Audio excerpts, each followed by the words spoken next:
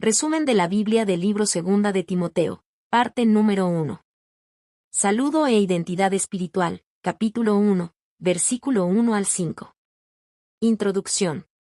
En los momentos finales de la vida, las palabras adquieren un peso eterno. Cuando alguien sabe que su tiempo está por concluir, habla desde lo más profundo del corazón. Ya no hay espacio para lo superficial. Cada frase se convierte en legado, cada recuerdo en enseñanza, cada exhortación en herencia espiritual. Así comienza la segunda carta del apóstol Pablo de Tarso a su amado hijo espiritual, Timoteo. Pablo escribe desde una prisión romana. Sus manos están encadenadas, pero su espíritu permanece libre. El frío de la celda no ha apagado el fuego de su convicción. Sabe que el tiempo de su partida está cercano. No escribe para defenderse, ni para lamentarse, ni para buscar compasión. Escribe para fortalecer, para afirmar, para recordar. Esta carta no es simplemente correspondencia pastoral, es un testamento espiritual. No es un saludo protocolar. Es una declaración de identidad, de legado y de fe. Es la voz de un mentor que, desde la adversidad, transmite esperanza y propósito a la siguiente generación. Es un padre espiritual asegurándose de que la antorcha del Evangelio no se apague. En estas primeras palabras encontramos ternura, convicción y profundidad doctrinal. Pablo afirma quién es el apóstol por la voluntad de Dios, y también afirma quién es Timoteo, un hijo amado con una fe sincera. Antes de dar instrucciones, antes de exhortar, antes de advertir, Pablo establece algo esencial, la identidad en Cristo. En este pasaje descubrimos que la fe no solo se predica. Se vive. Se modela. Se transmite. Y se cultiva con intención. Descubrimos que el ministerio no comienza en el púlpito, sino en el corazón. Que la influencia más poderosa no siempre es pública, sino personal. Y que la herencia más valiosa no es material, sino espiritual. Al adentrarnos en este texto, no solo escuchamos las palabras de un apóstol antiguo, escuchamos el eco de una verdad eterna. La fe auténtica deja huella, atraviesa generaciones y se convierte en legado. Preparémonos para contemplar un saludo que trasciende el tiempo y nos invita a examinar nuestra propia identidad espiritual. Saludo e identidad espiritual. Segunda de Timoteo capítulo 1, versículo 1 al 5. Pablo inicia afirmando su llamado.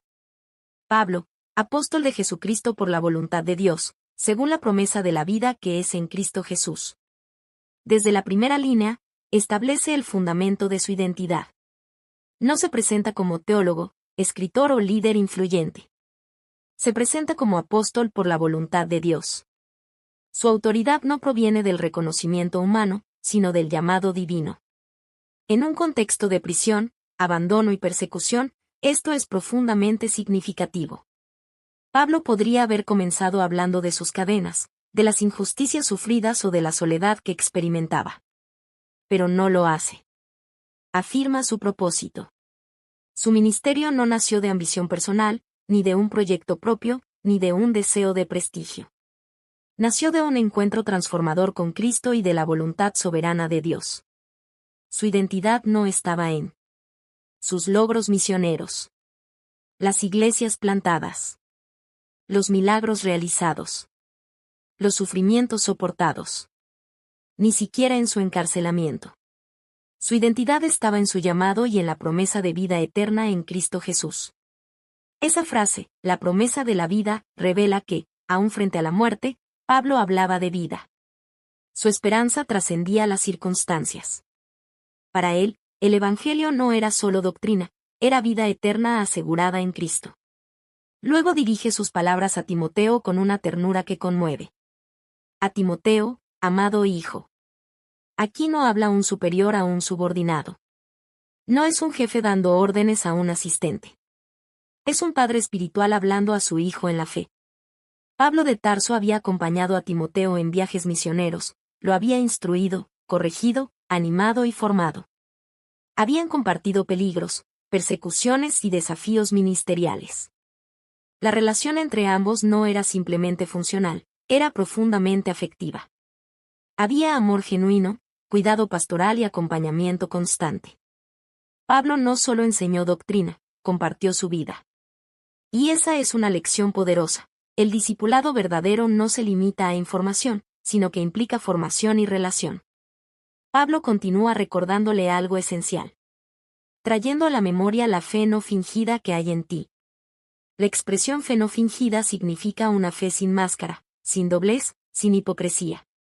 Es una fe sincera, transparente, coherente entre lo que se cree y lo que se vive. No era una fe superficial ni simplemente heredada como tradición cultural. No era una religión externa. Era una fe viva, activa y visible. Pablo no elogia primero sus habilidades ministeriales, ni su elocuencia, ni su liderazgo. Elogia su fe. Porque antes que predicador, Timoteo debía ser creyente. Antes que líder, debía ser discípulo. Antes que servidor, debía ser hombre de fe. Y entonces Pablo señala algo hermoso y profundamente significativo: esa fe tenía raíces, la cual habitó primero en tu abuela Loida y en tu madre Eunice. Loida y Eunice no aparecen en grandes relatos de hazañas públicas. No realizaron viajes misioneros documentados ni escribieron epístolas. Pero su influencia fue decisiva. Timoteo no surgió espiritualmente en el vacío.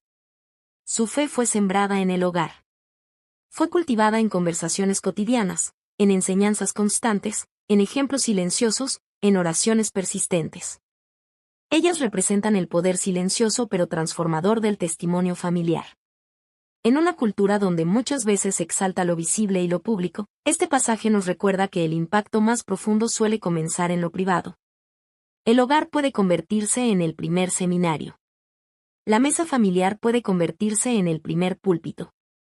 La fe auténtica se transmite cuando se vive con coherencia, se enseña con amor, se modela con constancia, se corrige con paciencia, se cultiva intencionalmente en el hogar. La palabra habitó sugiere permanencia. No fue una visita pasajera ni una emoción momentánea. La fe hizo morada en Timoteo. Se arraigó en su interior. Se convirtió en parte de su identidad. Y esa fe, sembrada por su abuela y su madre, fue fortalecida y afirmada por la mentoría apostólica de Pablo. Aquí vemos una hermosa combinación: influencia familiar y discipulado espiritual trabajando juntos. Enseñanza clave. La fe verdadera no es automática ni superficial. No se hereda como un apellido, se cultiva como un jardín. Se transmite, sí. Pero también se afirma con decisiones personales. Cada generación debe abrazarla por sí misma. Dios obra en generaciones. La fidelidad silenciosa de una persona puede convertirse en la fortaleza espiritual de otra. Lo que hoy sembramos en el corazón de alguien puede dar fruto décadas después. El legado espiritual comienza en casa y se extiende al mundo. Una abuela fiel. Una madre perseverante. Un mentor comprometido. Un joven dispuesto. Y el resultado, un líder que impacta a la iglesia. Cada creyente está llamado no solo a creer, sino a influir. No solo a recibir, sino a sembrar. No solo a escuchar, sino a modelar. Porque la fe auténtica no termina en quien la recibe. Se convierte en herencia viva para quienes vienen detrás. Conclusión. El saludo de Pablo en 2 de Timoteo capítulo 1, versículo 1 al 5 nos recuerda que nuestra identidad no se define por nuestras circunstancias, sino por el llamado de Dios. Nos enseña que la fe auténtica no es un sentimiento pasajero, sino una convicción profunda que deja huella generacional. Desde una prisión romana, Pablo de Tarso no habla de cadenas, habla de promesa. No enfatiza la persecución, enfatiza la herencia espiritual. No centra su mensaje en el dolor presente, sino en la vida eterna asegurada en Cristo. En un momento donde muchos podrían haberse dejado dominar por el temor o la amargura, Pablo elige afirmar identidad, recordar fe y señalar legado. Eso revela dónde estaba realmente su corazón: en la continuidad del Evangelio, en la fidelidad de la próxima generación, en la permanencia de la verdad. Al mencionar a Timoteo, y recordar la fe que habitó primero en Loida y Eunice, Pablo nos muestra que la obra de Dios no avanza solo por grandes predicadores, sino también por creyentes fieles que, en lo cotidiano, siembran verdad en el corazón de otros. Hoy, Este mensaje nos invita a detenernos y reflexionar con honestidad. ¿Qué tipo de fe estamos cultivando? ¿Es una fe que solo profesamos con palabras, o una fe que se evidencia en nuestras decisiones diarias? ¿Es una fe firme cuando todo va bien, pero frágil cuando llegan las pruebas? ¿Estamos transmitiendo a otros lo que hemos recibido, o estamos guardándolo solo para nosotros? Cada uno de nosotros está escribiendo una historia espiritual que influirá en alguien más. Tal vez en un hijo. Tal vez en un discípulo. Tal vez en un amigo. Tal vez en alguien que observa en silencio cómo vivimos. Porque la fe verdadera no termina en nosotros. Se convierte en legado. Un legado no siempre se construye con grandes actos públicos, sino con fidelidad constante en lo privado. Con oraciones perseverantes. Con palabras llenas de gracia. Con ejemplo coherente. Con perseverancia cuando nadie más está mirando. Y cuando esa fe habita verdaderamente en el corazón, cuando no es fingida, cuando es sincera, cuando es profunda, puede atravesar generaciones. Sostener en tiempos difíciles y transformar el mundo de manera silenciosa pero poderosa. Que nuestra fe no sea solo una experiencia personal, sino una herencia viva. Que no sea solo una emoción momentánea, sino una convicción duradera. Y que, como Pablo, podamos mirar atrás algún día y saber que sembramos en otros una fe que permanecerá. Porque cuando la fe es auténtica, nunca muere con una generación. Continúa ardiendo en la siguiente.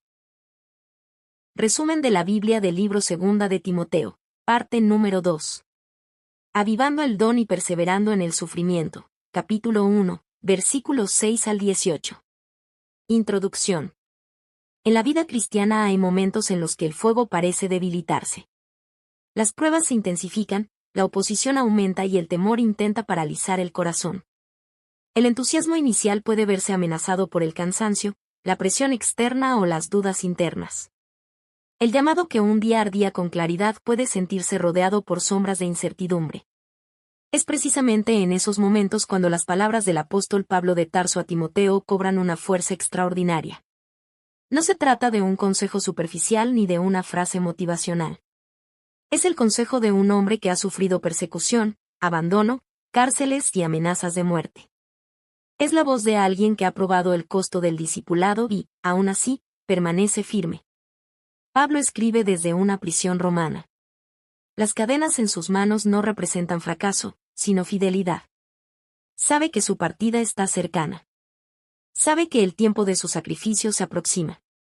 Y aún así, no transmite resignación, sino valentía. No comunica temor, sino convicción. No deja un mensaje de derrota, sino de perseverancia firme y consciente. Sus palabras no nacen de la comodidad, sino de la experiencia. No surgen de la teoría, sino de la prueba vivida. Por eso tienen peso. Por eso atraviesan los siglos. Por eso siguen hablando hoy. En este pasaje descubrimos una verdad profunda. El llamado de Dios no elimina el sufrimiento, pero sí nos da el poder para enfrentarlo. No nos promete ausencia de oposición, pero sí presencia divina en medio de ella. No garantiza aceptación del mundo, pero asegura la fidelidad de Cristo. También aprendemos que el fuego del don divino debe mantenerse vivo. No basta con haber recibido un llamado, es necesario alimentarlo. No basta con haber sentido pasión una vez, es necesario renovarla. Porque el viento del rechazo, la crítica y el temor intentará apagarlo. Este capítulo es un llamado a despertar, a reavivar, a perseverar. Es una invitación a recordar que el espíritu que habita en nosotros no es de cobardía, sino de poder, amor y dominio propio. Hoy, mientras escuchamos estas palabras, permitamos que el mismo fuego que ardía en el corazón de Pablo vuelva a encenderse en el nuestro. Porque cuando el don de Dios se aviva, ninguna cadena puede detener el propósito eterno. Aviva el fuego del don de Dios. El apóstol Pablo de Tarso exhorta a Timoteo con una imagen poderosa y dinámica. Por lo cual te aconsejo que avives el fuego del don de Dios que está en ti. La expresión avivar evoca la escena de un fuego que, aunque no está apagado, necesita ser removido para que las brasas vuelvan a encenderse con intensidad. No es un fuego muerto, es un fuego que requiere atención. Esto es crucial, Pablo no le dice a Timoteo que busque un nuevo llamado, ni que espere una nueva experiencia espiritual extraordinaria. Le recuerda que el don ya está en él.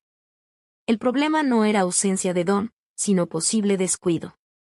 En la vida cristiana, el desgaste puede debilitar la pasión. El rechazo puede enfriar el entusiasmo. El temor puede cubrir de cenizas lo que antes ardía con claridad. El don de Dios no desaparece, pero puede descuidarse.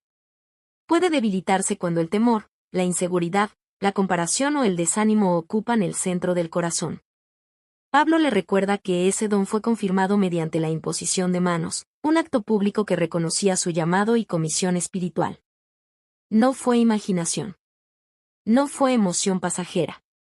Fue un llamado real, respaldado por la comunidad de fe. El llamado era auténtico. La gracia era suficiente. La comisión era clara. Pero Timoteo debía mantener el fuego encendido. Esto nos enseña una verdad profunda. El llamado requiere participación activa. Dios concede el don, nosotros lo cultivamos. Dios enciende la llama, nosotros la alimentamos con obediencia, disciplina, oración y perseverancia. Espíritu de poder, amor y dominio propio. Pablo continúa fortaleciendo el corazón de Timoteo con una afirmación que atraviesa generaciones. Porque no nos ha dado Dios espíritu de cobardía, sino de poder, de amor y de dominio propio. El temor paraliza. El poder capacita. La cobardía retrae. El amor impulsa. La inseguridad desordena. El dominio propio estabiliza. La palabra cobardía implica timidez que nace del miedo. No es prudencia sabia, sino retraimiento provocado por intimidación. Pero el espíritu que Dios da no produce retraimiento espiritual. Produce valentía equilibrada. Poder, para enfrentar oposición sin retroceder. Amor, para que el poder no se convierta en dureza. Dominio propio, para que la pasión no se transforme en descontrol. El ministerio no necesita impulsividad agresiva ni silencio temeroso. Necesita firmeza guiada por amor y sostenida por carácter. En tiempos de presión, el Espíritu no nos abandona. Nos fortalece desde dentro. No avergonzarse del Evangelio ni del sufrimiento. Pablo habla con claridad y valentía. Por tanto, no te avergüences de dar testimonio de nuestro Señor, ni de mí, preso suyo. En el contexto romano, la prisión era símbolo de deshonra. Asociarse con un prisionero podía afectar reputación y seguridad. Identificarse con Cristo podía significar marginación o persecución. Pero Pablo redefine completamente la narrativa, no es prisionero de Roma, es prisionero del Señor. Su encarcelamiento no es derrota, es parte del plan soberano de Dios. La vergüenza surge cuando evaluamos la verdad según los estándares culturales. La fidelidad surge cuando evaluamos todo desde la perspectiva eterna. El Evangelio puede ser rechazado por el mundo, pero nunca pierde su poder transformador. Pablo no promete comodidad.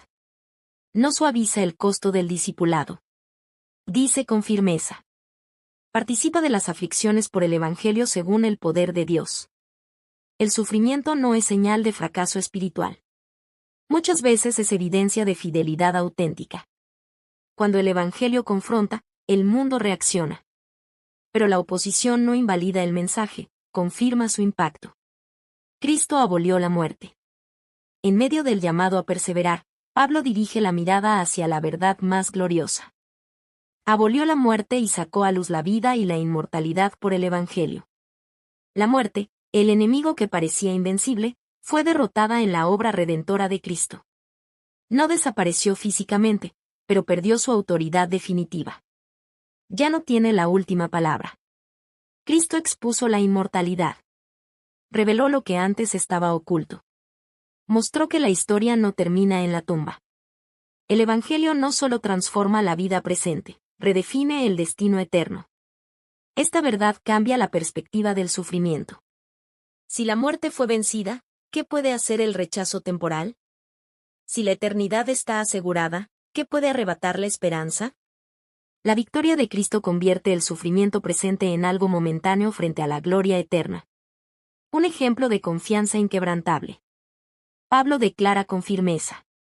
Porque yo sé a quien he creído, y estoy seguro que es poderoso para guardar mi depósito para aquel día. Su confianza no descansa solamente en una doctrina correcta, sino en una relación personal con Cristo. No dice, sé lo que he creído. Dice, sé a quien he creído. Es la diferencia entre conocimiento intelectual y confianza relacional. Su vida, su ministerio, su futuro y su eternidad estaban depositados en manos seguras. Esa certeza le daba paz en medio de la incertidumbre, estabilidad en medio de la prisión y esperanza frente a la muerte. Fidelidad en medio del abandono. Pablo menciona que algunos lo abandonaron. El ministerio no siempre está rodeado de apoyo constante. Hay momentos de soledad, de incomprensión, de aparente desamparo. Sin embargo, también menciona a Onesíforo, que lo buscó diligentemente y no se avergonzó de sus cadenas. Dios siempre levanta personas fieles que sostienen, animan y permanecen cuando otros se retiran. El abandono humano no cancela la fidelidad divina. Enseñanza clave. El llamado requiere valentía y fidelidad, aún en medio del rechazo. No basta con recibir un don, hay que avivarlo. No basta con creer en privado, hay que perseverar en público. No basta con comenzar con entusiasmo, hay que mantenerse firme hasta el final. El sufrimiento no anula el llamado. Lo refina. La oposición no apaga la verdad. La purifica. El rechazo no derrota el propósito. Lo fortalece. Cuando el fuego del don se aviva, el temor pierde fuerza. Cuando el espíritu gobierna, la cobardía retrocede. Cuando la eternidad se vuelve real, el sufrimiento se vuelve pasajero. Y cuando conocemos a aquel en quien hemos creído, podemos avanzar sin vergüenza, sin miedo y sin rendición. Porque el llamado de Dios no depende de la aprobación del mundo. Depende de la fidelidad del creyente. Conclusión. En 2 de Timoteo capítulo 1, versículos 6 al 18 escuchamos un llamado urgente y eterno, mantener el fuego encendido. Pablo de Tarso, desde una celda fría y limitada por cadenas, no pide compasión. Pide perseverancia. No transmite temor. Transmite convicción. No se enfoca en lo que pierde, sino en lo que permanece.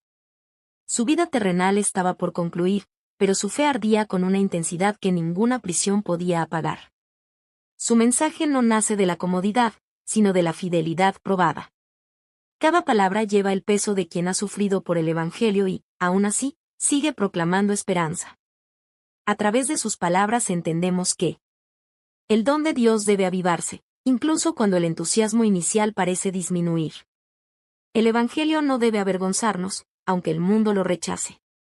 El sufrimiento no debe detenernos, aunque el costo sea alto.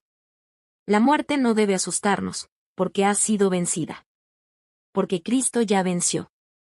Y si Cristo venció, entonces el temor no tiene la última palabra. La oposición no tiene la autoridad final. La oscuridad no puede apagar la luz eterna que el Evangelio encendió. Hoy el mensaje sigue vigente. Tal vez no enfrentemos cárceles físicas, pero sí presiones culturales. Tal vez no suframos persecución abierta, pero sí silencios impuestos. Tal vez no tengamos cadenas visibles, pero sí luchas internas. Cuando el miedo susurra que callemos, el Espíritu nos recuerda que hemos recibido poder. Cuando el rechazo intenta debilitarnos, la verdad nos sostiene. Cuando el cansancio nos invita a rendirnos, el amor de Dios nos renueva. Cuando el camino se vuelve difícil, la esperanza eterna nos impulsa a continuar. Este pasaje nos llama a examinar nuestro propio fuego espiritual. ¿Está ardiendo con claridad? ¿Necesita ser avivado? ¿Hemos permitido que la rutina o el temor lo cubran de cenizas? Avivar el fuego no es un acto momentáneo, es una decisión constante. Es elegir obedecer cuando es más fácil callar. Es elegir permanecer cuando otros se retiran. Es elegir confiar cuando las circunstancias parecen inciertas. Que nuestro fuego no se apague. Que nuestra fe no se esconda. Que nuestra valentía no dependa de la aprobación humana. Que nuestra confianza permanezca firme, aun cuando el entorno sea adverso. Y que, como Pablo, podamos decir con plena seguridad y paz: sea a quien he creído. No solo saber que creemos, sino conocer profundamente a aquel en quien confiamos. Porque cuando el llamado es de Dios, la fidelidad es nuestra respuesta. Y cuando la fidelidad persevera, el fuego nunca se extingue, se convierte en luz que guía a otros en medio de la oscuridad. Resumen de la Biblia del libro 2 de Timoteo, parte número 3. Un buen soldado de Jesucristo. Capítulo 2, versículo 1 al 13. Introducción. En la vida cristiana no somos llamados a la pasividad, sino al compromiso. No somos invitados a la comodidad, sino a la constancia. No se nos promete un camino sin desafíos, sino una vida con propósito eterno. Seguir a Cristo implica avanzar, crecer, resistir y permanecer firmes aun cuando las circunstancias no sean favorables. En el capítulo 2 de la segunda carta a Timoteo, el apóstol Pablo de Tarso vuelve a dirigirse a su amado hijo espiritual, Timoteo, con un tono firme, cercano y profundamente pastoral. No son palabras improvisadas, son consejos nacidos de la experiencia, del sufrimiento y de años de servicio fiel. Pablo escribe desde la prisión, consciente de que su tiempo está llegando al final. Sus palabras no son ligeras, son un legado. Pablo sabe que el ministerio no es sencillo. Habrá oposición, cansancio, críticas, distracciones y momentos de profunda soledad. Habrá temporadas en las que el esfuerzo parecerá no dar fruto inmediato. Habrá días en los que la fe será probada y la perseverancia puesta a examen. Por eso no ofrece un mensaje romántico ni superficial, ofrece una preparación realista. Con sabiduría, utiliza 3 ilustraciones poderosas y prácticas: un soldado, un atleta y un labrador. 3 figuras cotidianas en el mundo antiguo, pero cargadas de significado espiritual. Cada una representa una actitud necesaria para quien desea servir fielmente. El soldado nos habla de enfoque y disciplina en medio del conflicto. El atleta nos recuerda la importancia de la obediencia y la integridad en la carrera. El labrador nos enseña el valor del trabajo paciente y constante, aun cuando la cosecha tarde en llegar. Cada imagen revela una dimensión esencial del servicio cristiano. Cada metáfora muestra que el llamado no es superficial ni emocional, requiere determinación, carácter y perseverancia. No se trata simplemente de comenzar bien, sino de terminar fielmente. Este pasaje nos recuerda que seguir a Cristo no es una emoción momentánea, sino una decisión diaria de fidelidad. Es levantarse cada día con la convicción de agradar a aquel que nos llamó. Es mantenerse firme cuando otros retroceden. Es continuar sembrando cuando los resultados no se ven de inmediato. Porque el ministerio verdadero no se mide por aplausos, sino por fidelidad. No se sostiene por entusiasmo pasajero, sino por compromiso constante. Y no depende únicamente de nuestra fuerza, sino de la gracia que Dios provee. Esta enseñanza sigue siendo actual. Hoy, como entonces, el llamado es claro: vivir como buenos soldados, competir como atletas íntegros y trabajar como labradores perseverantes, confiando siempre en la fidelidad inquebrantable de Cristo. Un buen soldado de Jesucristo. Fortalecidos en la gracia. El apóstol Pablo de Tarso comienza esta sección con una exhortación profunda y paternal dirigida a Timoteo. Tú, pues, hijo mío, esfuérzate en la gracia que es en Cristo Jesús. La expresión esfuérzate no implica producir fuerza propia, sino ser fortalecido continuamente. Es una invitación a permanecer conectados a la fuente correcta. Pablo no le dice: sé fuerte en tu carácter o confía en tu experiencia, sino fortalécete en la gracia. La fortaleza del creyente no proviene de su capacidad natural, su carisma o su preparación académica. Proviene de la gracia de Cristo. No es autosuficiencia, es dependencia consciente. No es orgullo espiritual, es humildad activa. La gracia no es solo el punto de entrada a la vida cristiana, es el combustible permanente del ministerio. Es la gracia la que sostiene cuando el ánimo baja. Es la gracia la que levanta cuando fallamos. Es la gracia la que capacita cuando nos sentimos insuficientes. El ministerio no se sostiene por talento humano, sino por gracia divina. Sin embargo, esa gracia no produce pasividad, produce fortaleza activa. La gracia no es excusa para la negligencia, es poder para la perseverancia. El soldado, disciplina y enfoque. Tú, pues, sufre penalidades como buen soldado de Jesucristo. La primera ilustración es la de un soldado. En el mundo antiguo, Un soldado sabía que al enlistarse aceptaba sacrificios. No esperaba comodidad. Sabía que habría noches sin descanso, marchas largas y enfrentamientos peligrosos. El compromiso era total. Un soldado entiende que hay una misión. Vive con propósito. No pelea por entretenimiento, pelea por obediencia. Sabe que su vida responde a una autoridad superior.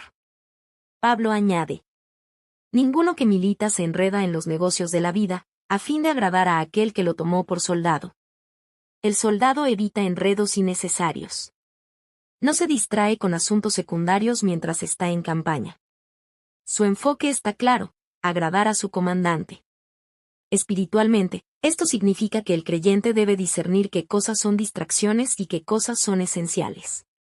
No todo lo permitido es conveniente. No todo lo bueno es prioritario. La vida cristiana exige disciplina en medio de la presión. Enfoque en medio de distracciones. Resistencia en medio de adversidad. El soldado no abandona el campo de batalla cuando se intensifica la lucha. Permanece firme. Sabe que la victoria no siempre es inmediata, pero la fidelidad es obligatoria. El atleta, obediencia a las reglas. Y también el que lucha como atleta, no es coronado si no lucha legítimamente. La segunda ilustración es la del atleta. En los Juegos antiguos, los competidores debían entrenar durante años y comprometerse a cumplir reglas estrictas. No bastaba con tener talento, era necesario someterse a normas claras. Un atleta no solo necesita esfuerzo, sino obediencia. No basta con correr, debe hacerlo conforme a las reglas establecidas. En el ministerio, no todo vale. La meta no justifica los medios. La integridad es tan importante como el resultado. Podemos lograr reconocimiento humano y aún así perder aprobación divina si el camino no fue recto. El atleta se prepara con disciplina diaria. Renuncia a comodidades temporales por una meta mayor. Se somete a entrenamiento constante, incluso cuando nadie lo observa. Compite con honestidad y honra las reglas. El premio no es para el que corre de cualquier manera, sino para el que persevera legítimamente. En la vida cristiana, el carácter sostiene el llamado. La obediencia puede parecer restrictiva, pero en realidad es protectora. Nos mantiene dentro del propósito de Dios y preserva nuestro testimonio. El labrador, trabajo paciente. El labrador, para participar de los frutos, debe trabajar primero. La tercera ilustración es la del agricultor. A diferencia del soldado que enfrenta batallas intensas o del atleta que compite ante multitudes, el labrador trabaja en silencio. Su labor es constante, repetitiva y muchas veces invisible. El labrador prepara la tierra, siembra la semilla y espera. No puede acelerar el crecimiento. Depende del clima, del tiempo y del proceso natural que Dios ha establecido. El ministerio no siempre ofrece recompensas visibles rápidas. Muchas veces implica sembrar con lágrimas, esperar con paciencia y confiar en el tiempo de Dios. El labrador nos enseña constancia silenciosa, paciencia prolongada, trabajo fiel sin aplausos. Hay temporadas en las que parece que nada está creciendo. Pero debajo de la superficie, las raíces se están fortaleciendo. La cosecha llega, pero después del proceso. Y solo participa del fruto quien estuvo dispuesto a trabajar primero. Recordando a Cristo. Pablo centra todo en una verdad esencial. Acuérdate de Jesucristo, del linaje de David, resucitado de los muertos. El modelo supremo no es el soldado, ni el atleta, ni el labrador. Es Cristo mismo. Cristo es el soldado fiel que no retrocedió ante el sufrimiento. Es el atleta obediente que cumplió perfectamente la voluntad del Padre. Es el sembrador que entregó su vida para producir una cosecha eterna. Él sufrió, obedeció y perseveró hasta la cruz. Y fue resucitado. Pablo incluso declara que está preso por causa del Evangelio, pero afirma con convicción: la palabra de Dios no está presa. Las cadenas humanas no pueden detener el propósito divino. Los obstáculos no limitan el avance del Evangelio.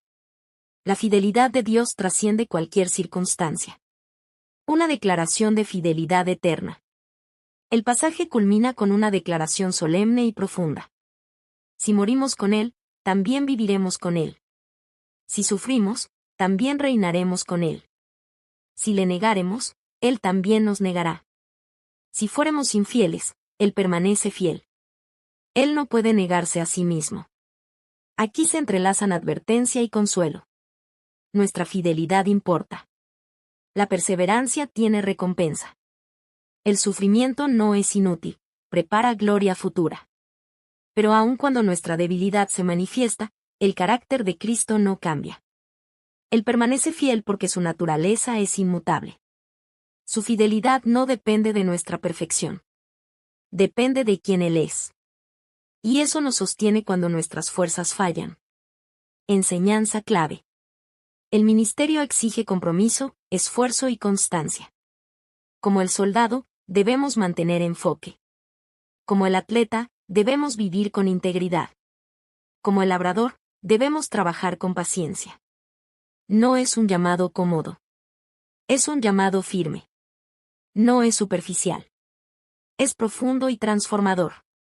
El servicio cristiano no se sostiene con emociones pasajeras, sino con disciplina diaria.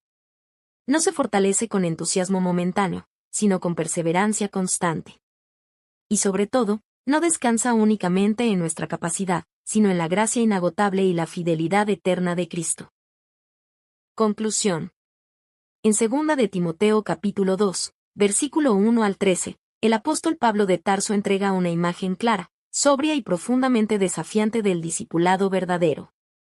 No presenta una fe superficial ni un ministerio basado en emociones pasajeras. Presenta una vida marcada por el compromiso, la resistencia y la fidelidad. El discipulado no es una carrera corta, es una travesía de toda la vida. No es un impulso inicial lleno de entusiasmo que se desvanece con el tiempo, sino una decisión diaria de permanecer firmes, aun cuando el ánimo fluctúe y las circunstancias cambien. El soldado nos recuerda que debemos mantener el enfoque. Que no podemos permitir que las distracciones nos desvíen del propósito. Que fuimos llamados con una misión, y esa misión merece nuestra atención completa. El atleta nos enseña que debemos obedecer con integridad. Que no basta con avanzar, debemos hacerlo correctamente. Que el carácter sostiene el llamado. Que la obediencia silenciosa es más valiosa que el reconocimiento visible. El labrador nos muestra que debemos perseverar con paciencia. Que el fruto no siempre es inmediato. Que muchas veces trabajaremos sin aplausos, sin resultados visibles, confiando únicamente en que Dios es fiel para dar crecimiento a su tiempo. Y sobre todo, Cristo es el centro y la garantía de todo. Él no solo nos llama, Él nos sostiene. No solo nos envía, camina con nosotros. No solo promete recompensa, asegura su presencia en el proceso. Tal vez el camino sea exigente. Tal vez el esfuerzo sea constante. Tal vez la espera sea larga. Habrá días de cansancio. Habrá momentos de duda. Habrá temporadas en las que el fruto no sea evidente. Pero incluso en esos momentos, la fidelidad nunca es en vano. Porque el llamado vale la pena. Vale la pena cuando el sacrificio parece alto. Vale la pena cuando el reconocimiento es escaso. Vale la pena cuando solo Dios ve el esfuerzo escondido. Que podamos servir con disciplina, aun cuando nadie esté mirando. Que podamos correr con integridad, aun cuando el camino sea difícil. Que podamos sembrar con paciencia, aun cuando la cosecha tarde en llegar. Y que, en medio de nuestra humanidad frágil, recordemos esta verdad inquebrantable que sostiene el alma. Si somos infieles, Él permanece fiel. Nuestra debilidad no cancela su carácter. Nuestros tropiezos no anulan su propósito. Nuestra fragilidad no limita su fidelidad. Porque el ministerio no descansa solo en nuestra fuerza, sino en la fidelidad eterna de aquel que nos llamó. Y aquel que llama, también capacita. Y aquel que promete, también cumple. Por eso seguimos adelante. No por confianza en nosotros mismos, sino por confianza en Él. Resumen de la Biblia del libro 2 de Timoteo, parte número 4. Obrero aprobado y advertencia contra falsos maestros, capítulo 2, versículo 14 al 26. Introducción. En toda generación, La verdad necesita ser proclamada con claridad y defendida con fidelidad. A lo largo de la historia, han surgido voces que distorsionan, suavizan o tergiversan el mensaje de Dios. Por eso, cada época demanda a hombres y mujeres que permanezcan firmes en la sana doctrina. Sin embargo, la manera en que se defiende la verdad es tan importante como la verdad misma que se proclama. No se trata solo de tener razón, sino de reflejar el carácter de aquel que es la verdad. No basta con corregir el error, es necesario hacerlo con el espíritu correcto. La firmeza sin amor puede convertirse en dureza. La pasión sin sabiduría puede transformarse en contienda. Y el conocimiento sin humildad puede dar lugar al orgullo.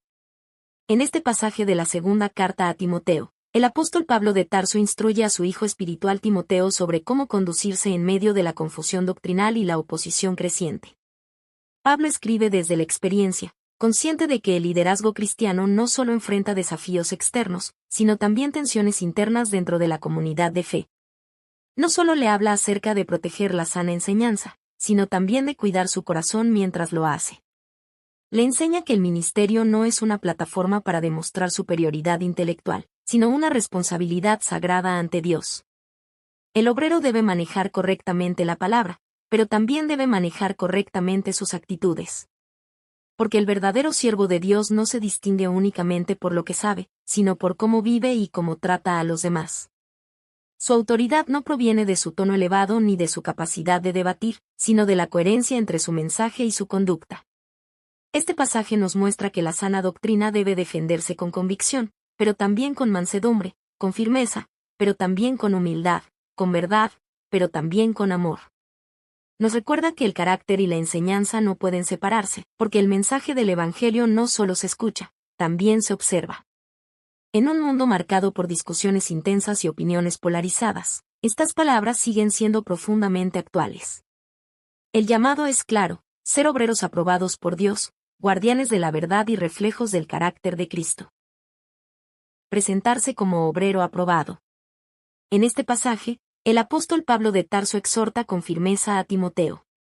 Procura con diligencia presentarte a Dios aprobado, como obrero que no tiene de qué avergonzarse, que usa bien la palabra de verdad. La expresión procura con diligencia transmite esfuerzo intencional. No se trata de una actitud casual hacia el ministerio, sino de una entrega comprometida. El obrero aprobado no surge por accidente, se forma a través de disciplina, estudio constante y dependencia de Dios. La imagen es clara: un trabajador que corta con precisión, que maneja sus herramientas con cuidado y que realiza su tarea con responsabilidad. En el contexto original, la idea sugiere a alguien que traza correctamente la palabra de verdad, que no la desvía ni la distorsiona. No es un trabajador descuidado ni improvisado. Es alguien que entiende que su labor será examinada, no por la opinión pública, sino por el juicio perfecto de Dios. El enfoque no es impresionar a las personas, sino agradar a Dios. El obrero aprobado no busca aplausos humanos, busca la aprobación divina. No mide su éxito por popularidad, sino por fidelidad. Usar bien la palabra de verdad implica interpretarla correctamente, enseñarla con fidelidad, aplicarla con integridad, protegerla de distorsiones, no torcerla para conveniencia personal, no suavizarla para evitar incomodidades, no manipularla para ganar seguidores. La palabra no es una herramienta para construir reputación, sino un tesoro sagrado confiado a manos responsables. El obrero aprobado. Estudia con diligencia, incluso cuando nadie lo ve. Enseña con claridad, evitando confusión innecesaria. Vive lo que predica, manteniendo coherencia. Responde ante Dios antes que ante los hombres. La autoridad espiritual no nace del carisma, sino del carácter. No surge del volumen de la voz, sino de la profundidad de la convicción. Nace de la fidelidad constante a la verdad. Evitar discusiones necias. Pablo continúa advirtiendo: más evita profanas y vanas palabrerías, porque conducirán más y más a la impiedad. El contraste es evidente. Mientras el obrero aprobado maneja correctamente la palabra, otros la usan de forma irresponsable, generando debates vacíos y controversias sin edificación. No toda discusión edifica. No todo debate produce crecimiento espiritual. Hay conversaciones que solo generan división, orgullo y confusión. Las discusiones necias suelen centrarse en ganar argumentos en lugar de buscar la verdad. Alimentan el ego, pero no el espíritu. Producen calor, pero no luz. Mucho ruido, pero poco fruto. Pablo incluso menciona ejemplos de personas que se desviaron de la verdad y trastornaron la fe de algunos. Esto muestra que el error doctrinal no es un asunto menor, puede debilitar, confundir y desviar a creyentes sinceros. Sin embargo, la respuesta no es entrar en polémicas interminables. El obrero aprobado discierne cuándo hablar y cuándo callar. Sabe que no toda provocación merece respuesta. Entiende que la verdad no necesita gritos para sostenerse. Evitar discusiones necias implica no responder impulsivamente. No alimentar controversias inútiles. No permitir que el orgullo dirija las conversaciones. No convertir el ministerio en un campo de competencia intelectual. La meta no es demostrar superioridad intelectual, sino preservar la pureza del Evangelio. La sabiduría espiritual sabe distinguir entre una conversación necesaria y una disputa estéril. Corregir con mansedumbre. Uno de los principios más profundos del pasaje aparece en estas palabras. Porque el siervo del Señor no debe ser contencioso, sino amable para con todos, apto para enseñar, sufrido, que con mansedumbre corrija a los que se oponen. Aquí encontramos el equilibrio perfecto entre firmeza doctrinal y ternura espiritual. El siervo del Señor no es agresivo, arrogante ni provocador. No responde con hostilidad, aun cuando enfrenta oposición. Su actitud refleja el carácter de Cristo. La mansedumbre no es debilidad, es fuerza bajo control. Es la capacidad de responder con serenidad cuando sería más fácil reaccionar con dureza. Corregir con mansedumbre no significa tolerar el error. Significa confrontarlo con espíritu restaurador. El objetivo no es humillar, sino rescatar. No es ganar un debate, sino ganar un corazón. Pablo añade que quizá Dios conceda arrepentimiento a quienes han sido engañados. Esto nos recuerda que detrás del error muchas veces hay confusión, heridas o ignorancia, no necesariamente malicia deliberada. El obrero aprobado. Enseña con paciencia, aun cuando el proceso sea lento. Corrige con humildad, reconociendo que él también depende de la gracia. Soporta con amor, sin rendirse ante la oposición. Confía en que Dios transforma corazones. La transformación espiritual no es obra de la presión humana, sino de la acción divina. Nuestra responsabilidad es hablar la verdad, el cambio lo produce Dios.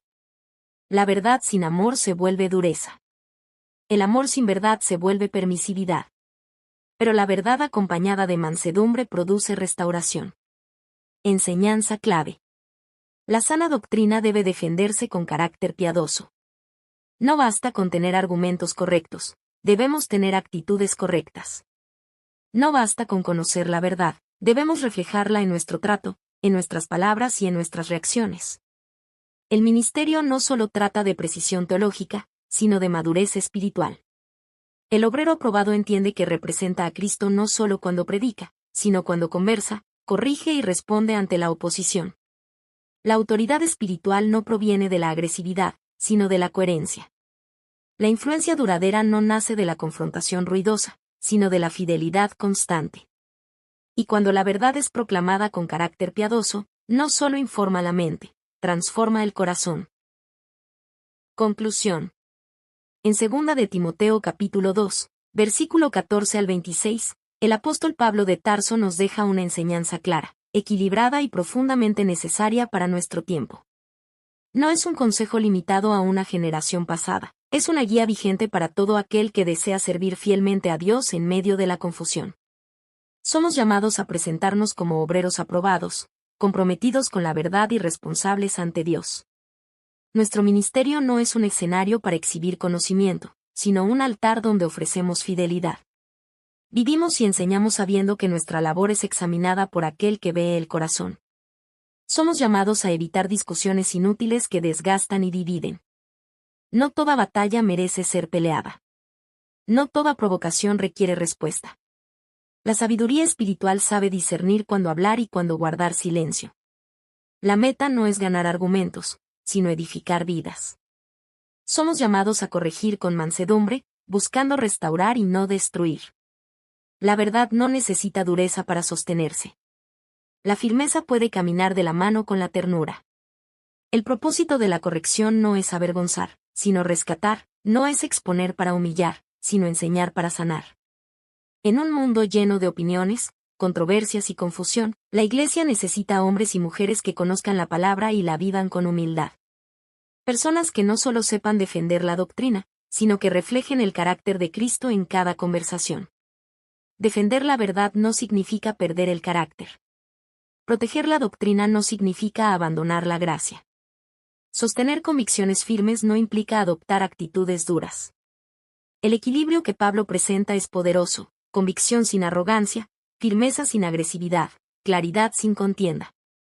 Que podamos ser obreros que no tengan de qué avergonzarse, no porque nunca se equivoquen, sino porque caminan en integridad. Que nuestra enseñanza sea fiel, sin distorsiones ni concesiones. Que nuestro corazón sea humilde, consciente de que también dependemos de la gracia. Que nuestra corrección sea restauradora, reflejando paciencia y compasión. Y que, en todo, reflejemos el carácter de Cristo. Él es la verdad encarnada, pero también es manso y humilde de corazón. En él vemos la unión perfecta entre autoridad y amor, entre justicia y misericordia, entre firmeza y compasión. Si aprendemos a defender la sana doctrina con un espíritu piadoso, nuestra vida misma se convertirá en un testimonio vivo del Evangelio. Y entonces no solo proclamaremos la verdad con nuestras palabras, sino que la confirmaremos con nuestra manera de vivir. Resumen de la Biblia del libro segunda de Timoteo, parte número 5. Los tiempos peligrosos en los últimos días, capítulo 3, versículo 1 al 9. Introducción. En cada generación surgen desafíos que ponen a prueba la fe. A lo largo de la historia, los creyentes han enfrentado persecuciones, cambios culturales, crisis sociales y profundas transformaciones morales. Sin embargo, el apóstol Pablo de Tarso advierte a Timoteo que en los últimos días vendrían tiempos peligrosos. Su advertencia no se centra principalmente en crisis políticas o catástrofes naturales, sino en algo aún más profundo y preocupante: un deterioro moral y espiritual dentro del corazón humano. Estos tiempos peligrosos no se caracterizan únicamente por violencia visible o conflictos externos, sino por una transformación interna silenciosa. El problema no es solo lo que sucede alrededor del creyente, sino lo que puede comenzar a gestarse dentro de la cultura, y aún dentro de la comunidad de fe. Cuando los valores divinos son reemplazados por prioridades centradas en el yo. Pablo describe una sociedad donde el egoísmo se convierte en virtud, el materialismo en meta suprema y la religiosidad en mera apariencia. Es un retrato de corazones que mantienen formas externas de espiritualidad, pero que han perdido el poder transformador de una relación genuina con Dios. La advertencia es clara: el peligro mayor no siempre es la oposición abierta contra la fe, sino la distorsión silenciosa de sus principios. Cuando el amor propio desplaza el amor a Dios, cuando el dinero ocupa el lugar de la confianza en el Señor y cuando la piedad se reduce a ritual sin transformación, la decadencia espiritual se vuelve una realidad. Este pasaje no fue escrito para generar temor, sino discernimiento. No fue dado para producir desesperanza, sino preparación. No busca alarmar, sino despertar. El creyente necesita reconocer las señales de decadencia espiritual para mantenerse firme en medio de ellas. Necesita aprender a distinguir entre una fe auténtica y una superficial. Necesita evaluar no solo el entorno cultural, sino también su propio corazón. Porque los tiempos peligrosos no solo describen una época futura, describen una condición espiritual que puede manifestarse siempre que el ser humano se aleja de Dios. Y en medio de esa realidad, el llamado sigue siendo el mismo: permanecer fieles, vigilantes y arraigados en la verdad. Los tiempos peligrosos en los últimos días. Tiempos peligrosos, una realidad espiritual. En esta advertencia solemne, el apóstol Pablo de Tarso escribe a Timoteo: también debes saber esto, que en los postreros días vendrán tiempos peligrosos. Pablo no presenta esta declaración como una posibilidad remota, sino como una certeza. Debes saber esto implica preparación consciente. El creyente no debe vivir sorprendido por la decadencia moral, sino informado y alerta. La palabra peligrosos comunica la idea de tiempos difíciles de soportar, moralmente pesados y espiritualmente complejos. No describe únicamente persecución abierta, sino una atmósfera cultural que presiona la conciencia y diluye los valores divinos. No se trata solo de oposición externa, sino de corrupción interna. El peligro mayor no es simplemente lo que sucede fuera de la iglesia, sino lo que puede infiltrarse dentro de ella, actitudes, prioridades y valores contrarios al carácter de Dios. Cuando el ambiente espiritual se contamina, la fe superficial se debilita rápidamente. Solo una convicción profunda puede permanecer firme en tiempos así. Amadores de sí mismos. La lista comienza con una raíz que explica muchas otras actitudes. Porque habrá hombres amadores de sí mismos. El amor propio desordenado coloca al yo en el centro. No se refiere a un cuidado saludable de uno mismo, sino a una exaltación egoísta que convierte al individuo en su propio Dios. Cuando el yo ocupa el trono del corazón, Dios es desplazado. El orgullo reemplaza la humildad. La autosuficiencia reemplaza la dependencia de Dios. La autopromoción reemplaza el servicio desinteresado. Una sociedad centrada en el individuo inevitablemente pierde sensibilidad espiritual. Todo se evalúa según beneficio personal, comodidad personal y reconocimiento personal. Este amor desmedido por uno mismo produce soberbia en lugar de gratitud. Desobediencia en lugar de sumisión. Ingratitud en lugar de reconocimiento a Dios. Falta de afecto natural en lugar de compasión genuina. Cuando el corazón se endurece, la relación con Dios y con los demás se debilita. Las relaciones se vuelven utilitarias. La adoración se vuelve secundaria. La vida espiritual se vuelve superficial. El creyente debe examinarse con honestidad. ¿Está Cristo en el centro o lo está el yo? ¿Busco la gloria de Dios o la afirmación personal? Amadores del dinero. Pablo continúa describiendo otra señal clara de deterioro espiritual. Amadores del dinero. El amor al dinero no se limita a poseer recursos. Es una actitud interna donde la seguridad, la identidad y el valor personal dependen de lo material. Cuando el dinero se convierte en prioridad absoluta. La ambición reemplaza el contentamiento. La codicia desplaza la generosidad. El éxito material se convierte en medida de valor personal. La confianza en Dios es sustituida por confianza en los recursos. El materialismo crea una ilusión de autosuficiencia. Hace creer que todo puede resolverse con estrategias financieras, minimizando la necesidad de dependencia espiritual. El problema no es el dinero en sí, sino el corazón que lo idolatra. Cuando el dinero ocupa el lugar de Dios, la fe se debilita y la espiritualidad se vuelve secundaria. Las prioridades cambian. El tiempo con Dios se negocia. El servicio se condiciona. El creyente debe preguntarse: ¿mi confianza está en el Señor o en mis recursos? ¿Mi generosidad refleja fe o temor? Apariencia de piedad sin poder. Quizá la descripción más alarmante aparece en esta frase. Y que tendrán apariencia de piedad, pero negarán la eficacia de ella. Aquí Pablo señala una religiosidad superficial. Personas que conservan formas externas de fe, pero carecen del poder transformador del Evangelio. Es posible hablar lenguaje religioso sin vivir obediencia real. Asistir a reuniones sin experimentar transformación. Defender doctrina sin reflejar carácter piadoso. Mostrar actividad espiritual sin verdadera comunión con Dios. La apariencia de piedad es peligrosa porque engaña. Puede convencer a otros, e incluso a uno mismo, de que todo está bien espiritualmente, cuando el corazón permanece distante de Dios.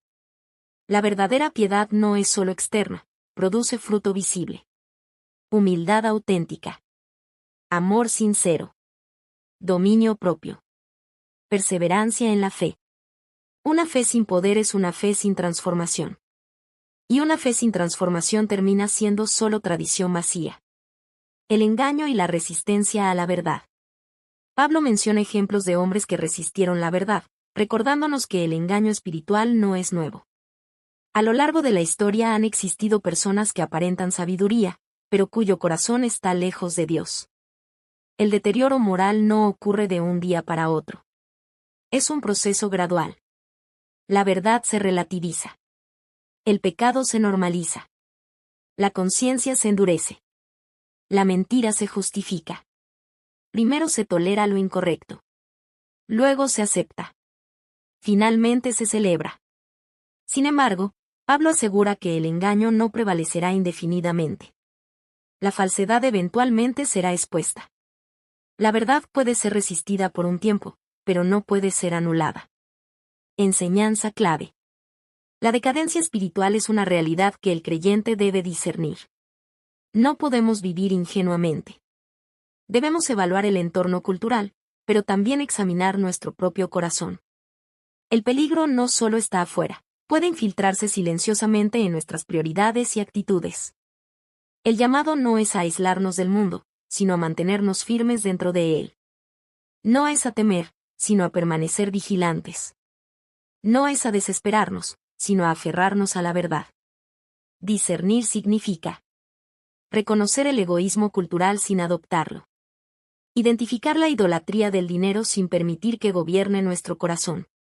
Detectar la religiosidad sin transformación y buscar una fe genuina. Y, sobre todo, examinar si alguna de estas actitudes está creciendo silenciosamente en nosotros. Porque los tiempos peligrosos no solo describen una época, describen una condición del corazón humano apartado de Dios.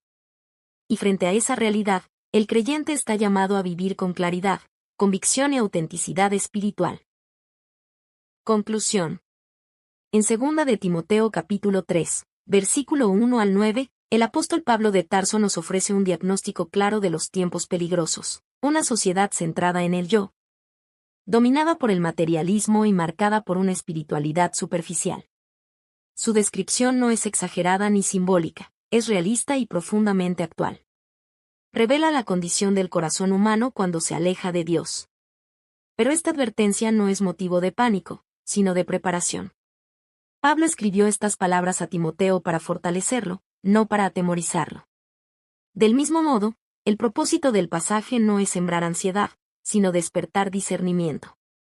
Dios no revela la realidad de la decadencia espiritual para producir desesperanza, sino para formar creyentes firmes, conscientes y maduros. Si el mundo ama el yo, nosotros amamos a Dios. Si el mundo idolatra el dinero, nosotros confiamos en el Señor. Si el mundo mantiene una apariencia de piedad, nosotros buscamos una fe transformadora. La oscuridad no debe sorprendernos. Fue anunciada. Pero tampoco debe paralizarnos. El aumento de la confusión moral no significa que la verdad haya perdido su poder. Significa que la luz debe brillar con mayor claridad. En medio de tiempos peligrosos, el creyente está llamado a ser luz. No una luz escondida, ni intermitente, sino constante. Una vida que refleje humildad en una cultura orgullosa. Generosidad en medio de la codicia. Sinceridad espiritual en un entorno de religiosidad superficial. La firmeza espiritual no se construye en momentos de crisis, sino en la disciplina diaria, oración constante, estudio de la palabra, comunión genuina con Dios y obediencia práctica. Cuando el corazón permanece arraigado en la verdad, puede resistir la presión cultural sin ceder. Además, esta advertencia nos recuerda algo esencial. Antes de señalar la decadencia externa, debemos examinar la interna. El mayor campo de batalla no está en la sociedad, sino en nuestro propio corazón. Allí se decide si Cristo reina o si el yo reclama el trono. Que podamos discernir la decadencia espiritual sin adoptar sus valores. Que podamos mantener la verdad sin endurecer el corazón. Que podamos vivir con convicción sin perder compasión. Y que nuestra vida refleje una piedad genuina, viva y llena del poder de Dios, no una apariencia, sino una transformación real. Porque aunque los tiempos sean peligrosos, el Dios al que servimos sigue siendo soberano. Y donde la oscuridad aumenta, la luz de una fe auténtica puede brillar con mayor intensidad. Resumen de la Biblia del libro 2 de Timoteo, parte número 6. Permanecer en la Escritura, capítulo 3, versículo 10 al 17. Introducción. En tiempos de confusión moral, doctrinas cambiantes y voces contradictorias, surge una pregunta fundamental: ¿dónde encontramos una base firme e inmutable?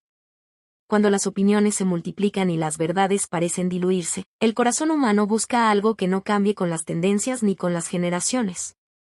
El apóstol Pablo de Tarso, escribiendo a su hijo espiritual Timoteo, ofrece una respuesta clara y poderosa: permanecer en la Escritura. Pablo no escribe desde la comodidad, sino desde la experiencia. Conoce la persecución, el rechazo y el sufrimiento. Ha visto iglesias nacer y también ha visto a algunos apartarse de la verdad. Sabe que los tiempos difíciles no solo amenazan desde afuera, sino que también pueden debilitar desde adentro. Por eso su exhortación no es superficial, es urgente y pastoral. En contraste con la decadencia espiritual descrita anteriormente, Pablo dirige la atención hacia una fuente segura, la palabra de Dios. No señala estrategias humanas ni filosofías novedosas. No propone métodos culturales para adaptarse a la presión del momento. Señala las Escrituras como el ancla del alma. En 2 de Timoteo capítulo 3, versículo 10 al 17 encontramos uno de los textos más importantes sobre la inspiración bíblica. Allí se nos recuerda que la Escritura no es simplemente un libro antiguo ni una recopilación de reflexiones religiosas. Es la revelación viva de Dios, dada con propósito, autoridad y poder. Es suficiente para formar el carácter, corregir el error y equipar completamente al creyente para toda buena obra. Este mensaje no es solo teológico, es profundamente práctico. No se trata únicamente de afirmar que la Biblia es inspirada, sino de vivir como si realmente lo creyéramos. Nos invita no solo a leer la Biblia, sino a permanecer en ella, confiar en ella y vivir conforme a ella. Permanecer implica constancia cuando otros abandonan. Implica fidelidad cuando surgen nuevas corrientes de pensamiento. Implica convicción cuando la cultura cuestiona la verdad absoluta. Significa hacer de la Escritura nuestro fundamento diario, nuestra guía moral y nuestra fuente de esperanza. En un mundo que cambia constantemente, la palabra de Dios permanece. Y quien decide arraigarse en ella descubre estabilidad en medio de la incertidumbre, claridad en medio de la confusión y fortaleza en medio de la prueba. El ejemplo de perseverancia. El apóstol Pablo de Tarso comienza recordándole a Timoteo el testimonio de su propia vida. Pero tú has seguido mi doctrina, conducta, propósito, fe, longanimidad, amor, paciencia. Antes de hablar de la inspiración de la Escritura, Pablo establece un fundamento esencial, la coherencia entre enseñanza y vida. El Evangelio no es solo contenido doctrinal, es una verdad que transforma carácter, decisiones y prioridades. Timoteo no solo escuchó sermones. Observó cómo Pablo reaccionaba ante la adversidad. Vio su integridad en medio de la oposición. Fue testigo de su constancia cuando otros abandonaban. La perseverancia no se demuestra cuando todo es fácil, sino cuando la fidelidad tiene un costo. Pablo menciona persecuciones y sufrimientos. Permanecer en la verdad no siempre trae comodidad, muchas veces trae oposición. Seguir a Cristo implica nadar contra la corriente cultural y espiritual. Sin embargo, Pablo afirma con confianza que el Señor lo libró de todas ellas. No significa que evitó el dolor, sino que nunca fue abandonado. La presencia de Dios sostuvo su vida en medio de cada prueba. Aquí aprendemos una verdad profunda. Permanecer en la Escritura no elimina las pruebas, pero sí nos sostiene en medio de ellas. La palabra no nos promete ausencia de dificultades, sino fortaleza para atravesarlas. Toda la Escritura es inspirada por Dios. Llegamos al corazón del pasaje. Toda la Escritura es inspirada por Dios. Esta declaración es monumental. La expresión inspirada por Dios significa literalmente soplada por Dios. La Escritura tiene su origen en el mismo aliento divino. Así como el aliento da vida, la palabra comunica vida espiritual.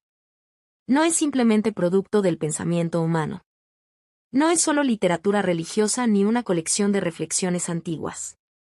Es revelación divina transmitida por autores humanos bajo la guía del Espíritu Santo. Esto significa que su autoridad proviene de Dios, no de la opinión cultural. Su verdad es confiable, aun cuando contradiga tendencias populares. Su mensaje es eterno, porque no está limitado a una generación. Su poder es real, porque procede del Dios vivo. Si la Escritura es inspirada por Dios, entonces no puede ser tratada como opcional. No es un complemento espiritual para momentos difíciles, es el fundamento sobre el cual se construye toda la vida cristiana. Rechazar su autoridad es debilitar el cimiento. Aceptarla plenamente es afirmar que Dios sigue hablando con claridad y propósito. La función de la palabra. Pablo no solo afirma el origen divino de la Escritura, sino también su propósito práctico. La palabra no fue dada solo para ser admirada, sino para ser aplicada. Cumple 4 funciones esenciales en la vida del creyente. 1. Enseña. La Escritura instruye. Nos revela quién es Dios, quiénes somos nosotros y cuál es el camino correcto. Forma nuestra cosmovisión y establece nuestras convicciones. En un mundo donde la verdad se relativiza y se redefine constantemente, la palabra establece fundamentos firmes. Nos da claridad cuando todo parece confuso. Nos muestra principios eternos en medio de circunstancias cambiantes. Sin enseñanza bíblica, la fe se vuelve superficial. Con enseñanza bíblica, la fe se vuelve sólida. 2. Redarguye. Redarguir implica confrontar el error. La Escritura expone el pecado, revela motivaciones incorrectas y confronta actitudes que no agradan a Dios. Este proceso puede resultar incómodo, pero es indispensable.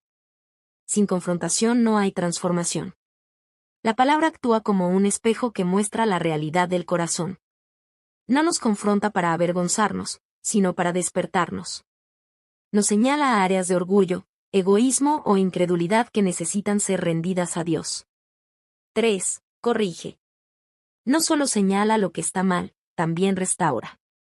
Corrige significa enderezar lo torcido. Si redarguir muestra el error, corregir indica el camino correcto.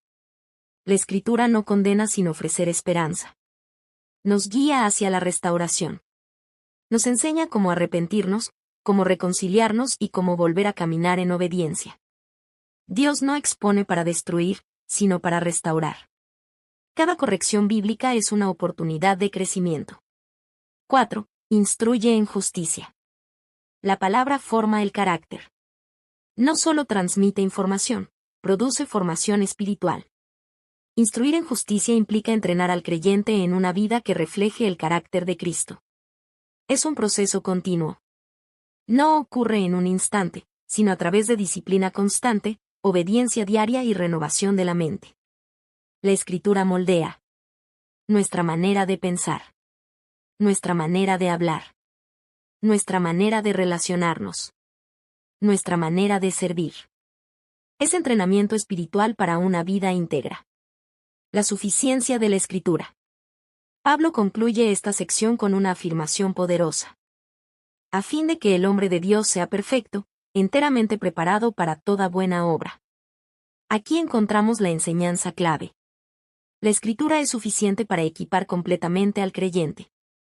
Perfecto no significa sin pecado, sino maduro, completo, capacitado. La palabra nos equipa enteramente, no parcialmente. No deja áreas sin atender. Esto implica que no necesitamos nuevas revelaciones para vivir piadosamente.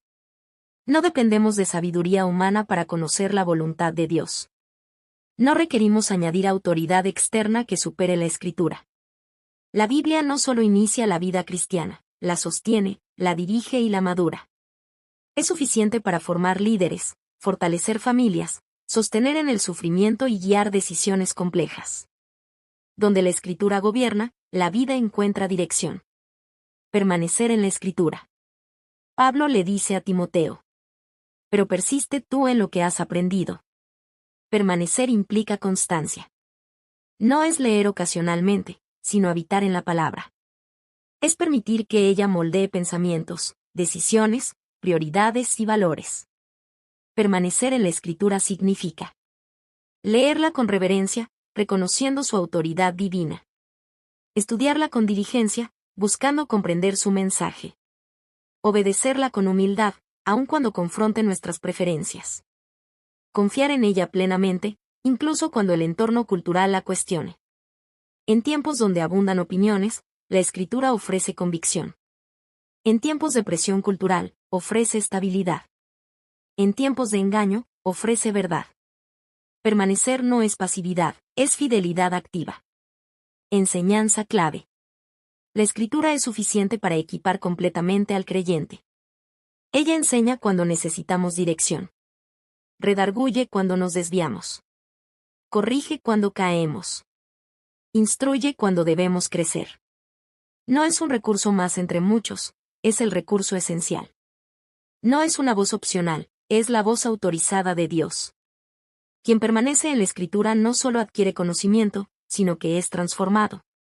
Y quien es transformado por la palabra está preparado para vivir con firmeza, servir con eficacia y perseverar con fidelidad hasta el final. Conclusión.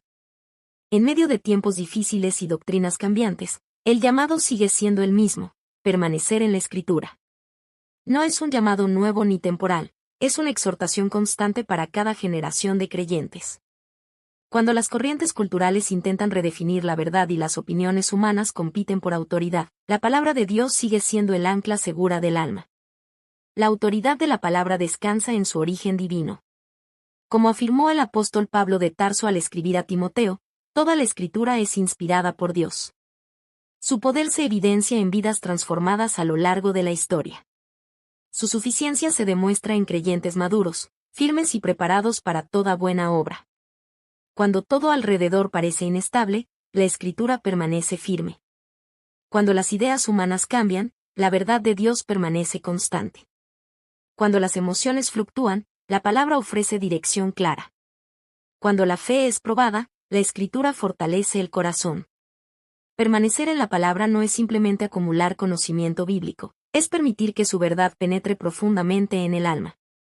Es dejar que moldee nuestras decisiones, que purifique nuestras motivaciones y que dirija nuestro caminar diario. Es construir nuestra vida sobre un fundamento que no se agrieta con el tiempo ni se debilita con la presión.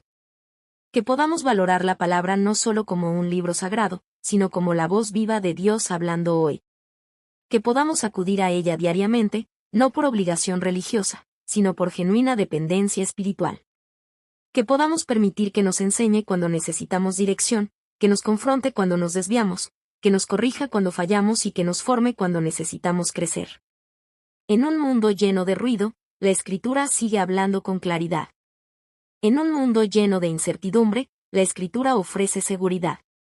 En un mundo lleno de superficialidad, la Escritura produce profundidad. Porque quien permanece en la Escritura permanece en la verdad. Y quien permanece en la verdad está completamente equipado para vivir con sabiduría, servir con fidelidad y perseverar con esperanza hasta el final. Resumen de la Biblia del libro segunda de Timoteo, parte número 7. Predica la palabra. Capítulo 4, versículo 1 al 5. Introducción. En toda generación surge una tensión inevitable entre la verdad y la cultura. Las sociedades cambian, las ideas evolucionan y las sensibilidades se transforman. Lo que una época considera absoluto, otra lo cuestiona. Lo que ayer fue norma, hoy puede parecer obsoleto. Sin embargo, en medio de ese constante movimiento, el mensaje del Evangelio permanece inalterable. No se ajusta a las corrientes del momento ni depende de la aprobación social para conservar su autoridad. En 2 de Timoteo capítulo 4, versículo 1 al 5, el apóstol Pablo de Tarso, consciente de que su tiempo estaba llegando a su fin, escribe con la urgencia de quien sabe que sus palabras serán un legado. Desde una prisión, enfrentando la posibilidad de su martirio, entrega a Timoteo una de las exhortaciones más solemnes y contundentes del Nuevo Testamento: predica la palabra. Este no es un consejo ligero ni una reflexión circunstancial. Es una comisión formal, pronunciada delante de Dios y de Cristo Jesús.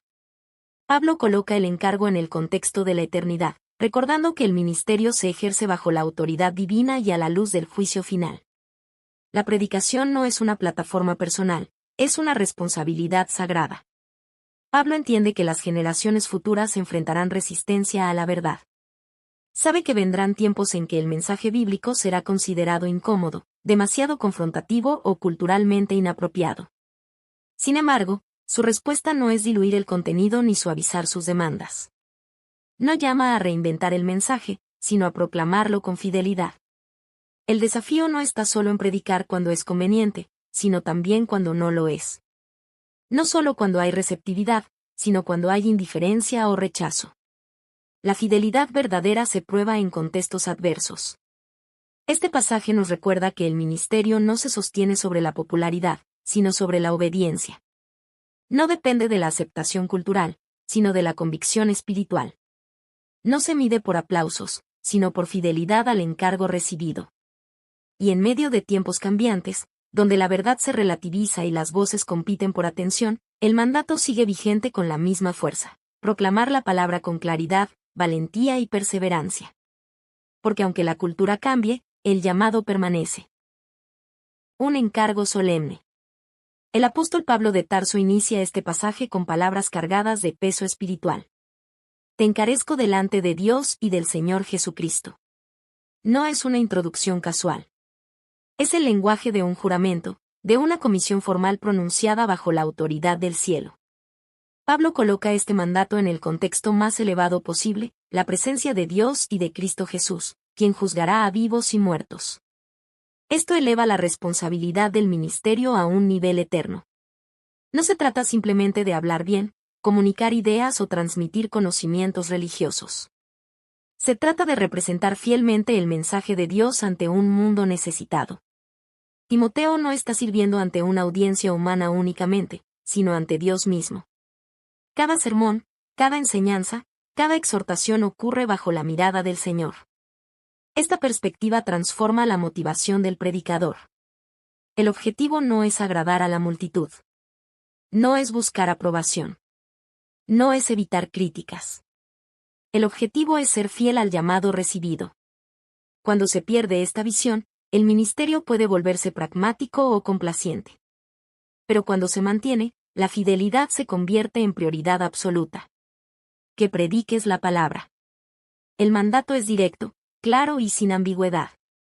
Que prediques la palabra, que instes a tiempo y fuera de tiempo. Predicar la palabra significa anunciar el mensaje revelado por Dios, no opiniones personales, no ideologías culturales, no discursos motivacionales vacíos. Significa abrir el texto bíblico, explicarlo fielmente y aplicarlo con claridad y relevancia. La autoridad del predicador no reside en su carisma, sino en la palabra que proclama. Instar a tiempo y fuera de tiempo implica constancia. Hay momentos favorables, cuando el mensaje es bien recibido y produce entusiasmo. Pero también hay temporadas difíciles, cuando la verdad incomoda, confronta o desafía costumbres arraigadas. Predicar a tiempo puede ser relativamente fácil. Predicar fuera de tiempo requiere convicción profunda. La fidelidad no depende del contexto. El predicador no determina cuándo es conveniente proclamar la verdad, el mandato es permanente. Predicar incluye varias dimensiones pastorales. Exhortar con firmeza, llamando a la obediencia. Reprender con amor, confrontando el error sin perder compasión. Animar con paciencia, fortaleciendo a los débiles. Enseñar con claridad, edificando con doctrina sólida. No es solo proclamación apasionada, sino instrucción constante, paciente y pastoral. Es una combinación de verdad y amor, convicción y misericordia. Tiempos de resistencia. Pablo advierte con realismo. Porque vendrá tiempo cuando no sufrirán la sana doctrina. La expresión sana doctrina sugiere enseñanza saludable, que nutre el alma y fortalece espiritualmente. Así como el cuerpo necesita alimento nutritivo, el alma necesita verdad sólida. Sin embargo, llegará un tiempo en que muchos no la tolerarán. No porque carezca de verdad, sino porque confronta el pecado y exige transformación. En lugar de buscar verdad, buscarán mensajes que confirmen sus propios deseos. Se rodearán de maestros que digan lo que quieren escuchar. Cambiarán la verdad por fábulas, relatos agradables, pero carentes de poder transformador.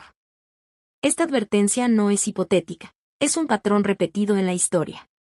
Cuando el corazón humano se inclina hacia la comodidad, rechaza la confrontación que produce crecimiento. El peligro no es solo el rechazo externo. Es la tentación interna de suavizar el mensaje para hacerlo más aceptable. De omitir partes difíciles. De adaptar el contenido para evitar conflicto.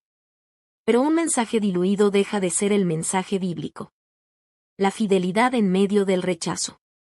Frente a esta realidad, Pablo no le dice a Timoteo que ajuste el contenido. Tampoco le sugiere reducir la intensidad del mensaje. Le dice: pero tú sé sobrio en todo, soporta las aflicciones, haz obra de evangelista, cumple tu ministerio. La sobriedad implica claridad mental, dominio propio y equilibrio espiritual.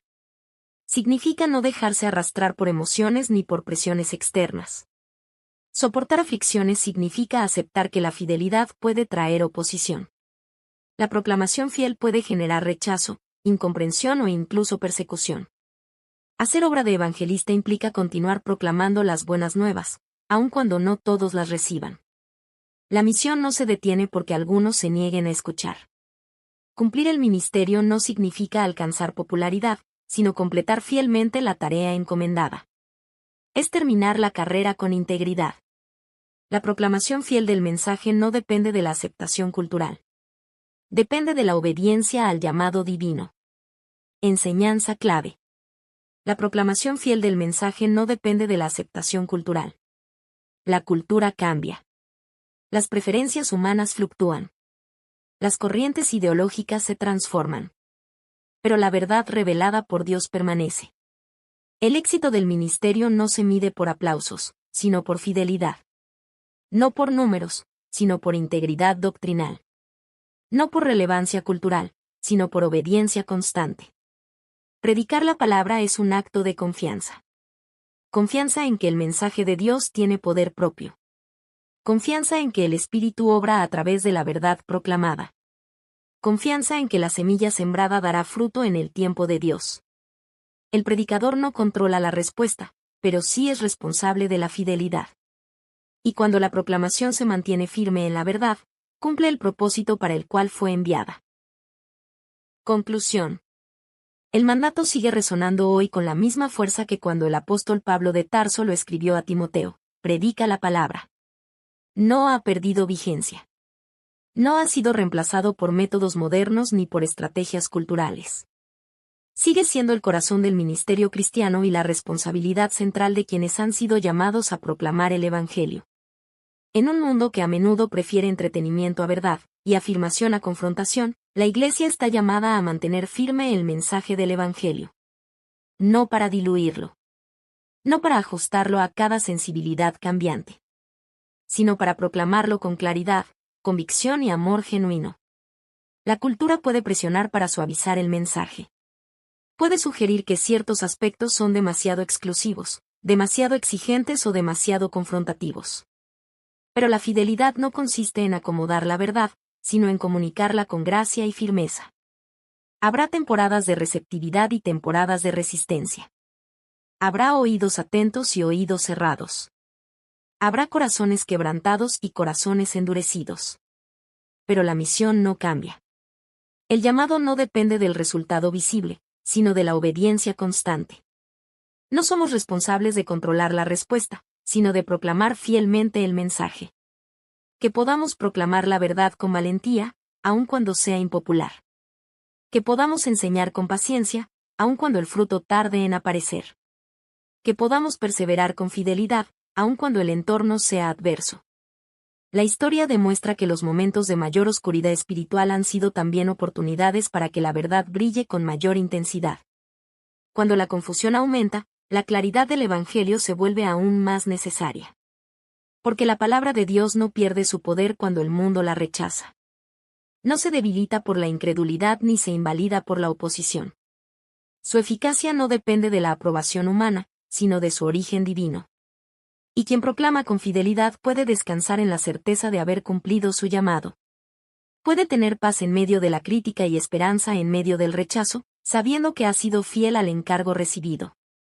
Predicar la palabra no es simplemente una tarea ministerial. No es una función profesional ni un acto público ocasional. Es un compromiso sagrado con la verdad eterna. Es un acto de adoración. Es una expresión de obediencia. Es una participación en la obra redentora de Dios. Y mientras haya generaciones que necesiten escuchar, el llamado seguirá vigente. Proclamar la palabra con firmeza, con amor y con perseverancia hasta el final. Resumen de la Biblia del libro 2 de Timoteo, parte número 8. El testimonio final de Pablo. Capítulo 4, versículos 6 al 8. Introducción. Existen momentos en la vida que concentran el peso de toda una trayectoria. Palabras pronunciadas al final suelen revelar lo que verdaderamente ha sido importante.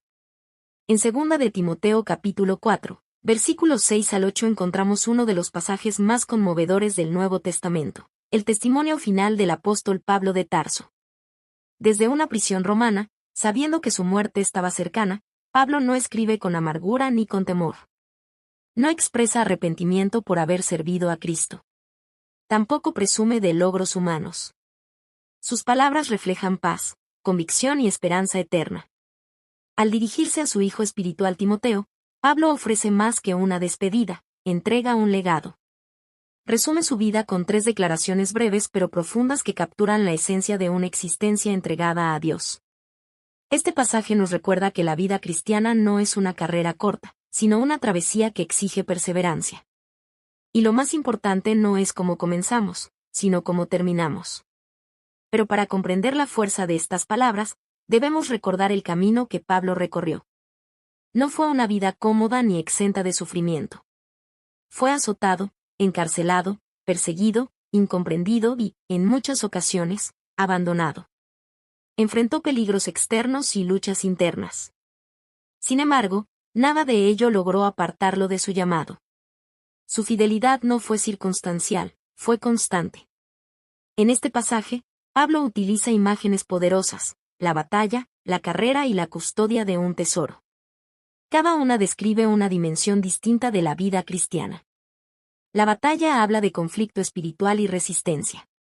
La carrera habla de disciplina, enfoque y perseverancia. Guardar la fe habla de lealtad, de proteger intacto el mensaje recibido. Además, Pablo introduce una imagen llena de esperanza: la corona de justicia reservada para quienes permanecen fieles. No se trata de un premio terrenal ni de reconocimiento humano, sino de una recompensa eterna otorgada por el Señor, el juez justo. Esta certeza transforma la manera en que se enfrenta el sufrimiento, la oposición y aún la muerte. Este texto no solo registra el final de un apóstol, nos invita a examinar nuestra propia trayectoria. ¿Estamos peleando la buena batalla? ¿Estamos corriendo con propósito? ¿Estamos guardando la fe en medio de una generación cambiante? El testimonio final de Pablo nos enseña que la vida cristiana es una carrera que debe terminarse con fidelidad. Y aunque el camino esté marcado por desafíos, la meta vale cada sacrificio. Porque al final, no será la opinión del mundo la que determine el resultado, sino la evaluación del Señor que conoce cada paso del recorrido. El testimonio final de Pablo. Yo ya estoy para ser sacrificado. Pablo comienza diciendo: porque yo ya estoy para ser sacrificado, y el tiempo de mi partida está cercano. La imagen que utiliza es la de una ofrenda derramada sobre el altar. En el contexto del Antiguo Testamento, el sacrificio no era un acto accidental ni improvisado, era una entrega consciente, voluntaria y consagrada a Dios. Pablo ve su vida de la misma manera, como una ofrenda que ha sido derramada progresivamente en servicio al Señor. Su muerte no aparece como una tragedia inesperada, sino como la culminación natural de una vida entregada. Desde el momento de su conversión, su existencia estuvo marcada por el sacrificio. Ahora, al final, simplemente completa lo que comenzó años atrás. Habla también de su partida, una palabra que evoca la idea de soltar amarras, como un barco que zarpa hacia su destino final. No es una imagen de ruptura violenta, sino de transición serena. Es el desatar de las cuerdas que lo mantienen en el puerto de este mundo para navegar hacia la eternidad. Para Pablo, morir no es el fin, es el tránsito hacia la presencia del Señor. La muerte no es derrota, sino llegada. No es pérdida, sino encuentro. Esta perspectiva transforma completamente la manera de enfrentar el final. No hay desesperación, sino serenidad. No hay temor, sino confianza. No hay incertidumbre, sino esperanza segura. Una vida vivida para Cristo permite una muerte enfrentada con esperanza. He peleado la buena batalla. La primera declaración resume su lucha. He peleado la buena batalla. La vida cristiana es descrita como un combate. No contra personas, sino contra el pecado, la incredulidad, la oposición y las fuerzas espirituales que buscan apagar la fe. Pablo enfrentó persecuciones, cárceles, azotes, rechazos y peligros constantes. Fue incomprendido por algunos, abandonado por otros y atacado por muchos. Sin embargo, no abandonó el campo. Permaneció firme en medio de la presión. La batalla fue buena porque tenía un propósito eterno. No era una lucha por prestigio personal ni por poder humano. Era la defensa y proclamación del Evangelio. Era la preservación de la verdad. Era el cuidado de las iglesias. La palabra buena no significa fácil, significa valiosa. Fue una lucha que valía cada herida, cada lágrima y cada sacrificio. Cada creyente también enfrenta batallas. Dudas internas que intentan debilitar la fe. Tentaciones que buscan desviar el corazón. Pruebas que ponen a prueba la confianza en Dios. Oposición cultural que desafía la verdad bíblica. La fidelidad no significa ausencia de lucha, sino perseverancia en medio de ella. Ganar la batalla no implica no haber sido herido, sino no haber abandonado la fe. He acabado la carrera. La segunda imagen es atlética. He acabado la carrera. La vida cristiana no es un sprint breve, sino una maratón que exige resistencia. Comienza con entusiasmo, pero continúa con disciplina. Requiere enfoque constante y dirección clara. Muchos comienzan con pasión, pero no todos perseveran. Algunos se distraen. Otros se cansan. Algunos se desvían. Pablo, en cambio, pudo afirmar que llegó a la meta. Es importante notar lo que no dice. No dice que fue el más rápido. No dice que superó a todos los demás. No dice que recibió aplausos durante el recorrido. Dice algo mucho más significativo: terminó. Y terminar es lo que importa. Acabar la carrera implica no desviarse del propósito asignado por Dios. No rendirse ante el cansancio acumulado. No abandonar cuando el camino se vuelve solitario. Mantener la mirada fija en la meta eterna. Dios no nos llama a competir entre nosotros, sino a completar fielmente el recorrido que nos ha sido asignado. Cada creyente tiene una carrera única, con desafíos particulares y responsabilidades específicas. La meta no es impresionar, sino perseverar. No es brillar momentáneamente, sino permanecer hasta el final. He guardado la fe. La tercera declaración toca el corazón del asunto. He guardado la fe. Aquí encontramos el núcleo de su legado. Guardar implica custodiar, proteger, preservar intacto algo valioso.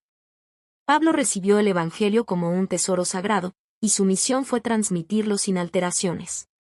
Guardó la fe doctrinalmente, defendiendo la verdad frente a errores y falsas enseñanzas. La guardó personalmente, permaneciendo firme en su confianza en Cristo. La guardó pastoralmente, enseñando a otros a hacer lo mismo. No permitió que la presión cultural diluyera el mensaje. No ajustó la verdad para evitar conflicto. No sacrificó convicciones por conveniencia. Conservó intacto el depósito que le fue confiado. En un mundo cambiante, guardar la fe requiere convicción profunda. Significa mantener la verdad cuando otros la abandonan. Significa permanecer firme cuando la corriente cultural empuja en dirección contraria. La mayor victoria de Pablo no fue plantar iglesias ni escribir cartas, fue permanecer fiel hasta el final. La corona de justicia. Después de estas declaraciones, Pablo levanta la mirada hacia adelante. Por lo demás, me está guardada la corona de justicia. La imagen cambia del campo de batalla y la pista de carrera a una ceremonia de premiación. La corona simboliza recompensa, honor y reconocimiento público. No es un premio ganado por mérito humano, como si Pablo hubiese acumulado puntos espirituales. Es una recompensa otorgada por el Señor, el juez justo. Es la afirmación divina sobre una vida vivida en fidelidad. Y lo más alentador es que no es exclusiva para él. Está reservada para todos los que aman su venida. Es decir, para todos los que viven con esperanza activa en el regreso de Cristo. La corona de justicia representa vindicación final ante toda injusticia sufrida. Reconocimiento divino más allá de cualquier rechazo humano. Gozo eterno en la presencia del Señor. La fidelidad presente tiene una recompensa futura. Lo que hoy parece sacrificio será mañana gloria. Enseñanza clave. La vida cristiana es una carrera que debe terminarse con fidelidad. No basta con comenzar bien. No basta con tener momentos de entusiasmo. No basta con logros temporales o reconocimiento visible. Lo esencial es perseverar hasta el final. La verdadera medida del éxito espiritual no es la fama, la influencia o los resultados visibles, sino la fidelidad constante y silenciosa a lo largo de los años. Pelear la buena batalla. Acabar la carrera. Guardar la fe. Ese es el llamado para cada creyente. Y cuando llegue el momento final, que también nosotros podamos mirar atrás sin arrepentimiento y hacia adelante sin temor, sabiendo que la fidelidad, aunque a veces sea costosa, nunca es en vano. Conclusión. El testimonio final de Pablo de Tarso no es una despedida triste, sino una declaración victoriosa. Desde una celda romana, sin aplausos ni reconocimiento público, puede afirmar con serenidad que cumplió su llamado. Su vida demuestra que la fidelidad diaria construye un final lleno de paz y esperanza. No fue una vida perfecta, pero sí perseverante. No fue libre de sufrimiento, pero sí firme en convicción.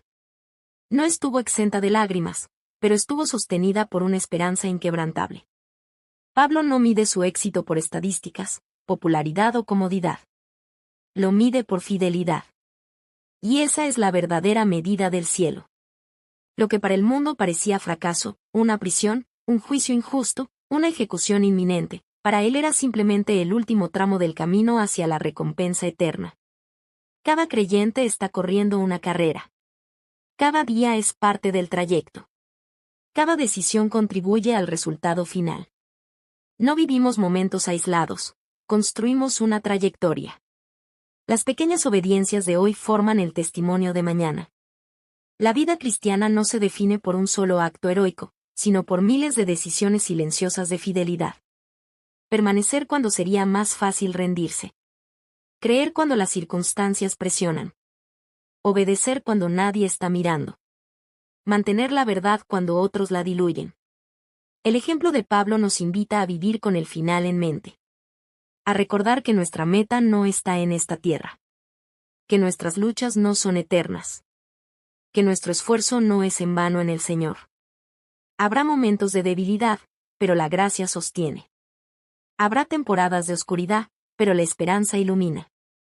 Habrá oposición, pero la recompensa es segura. Que cuando llegue nuestro momento de evaluar la vida, podamos hacerlo con la misma confianza. Que podamos enfrentar el final no con arrepentimiento, sino con gratitud. Que podamos mirar atrás y ver no una vida perfecta, sino una vida perseverante. Que podamos decir, con humildad y gozo: he peleado la buena batalla. He acabado la carrera. He guardado la fe. Porque la meta no es simplemente vivir muchos años, sino vivirlos con fidelidad.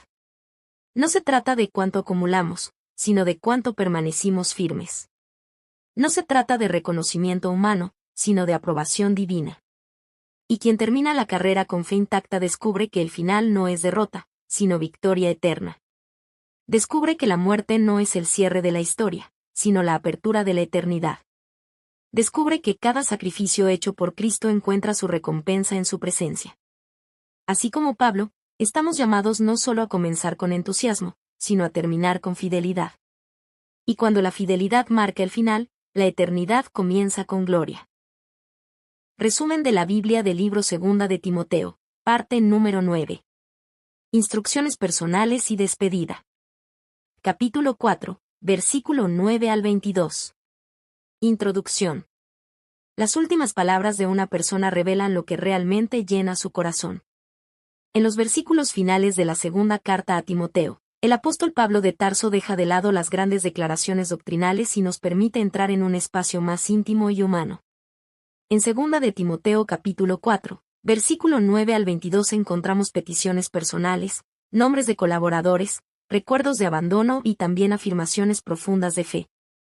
Es el cierre de una carta escrita desde prisión, bajo la sombra de una ejecución cercana.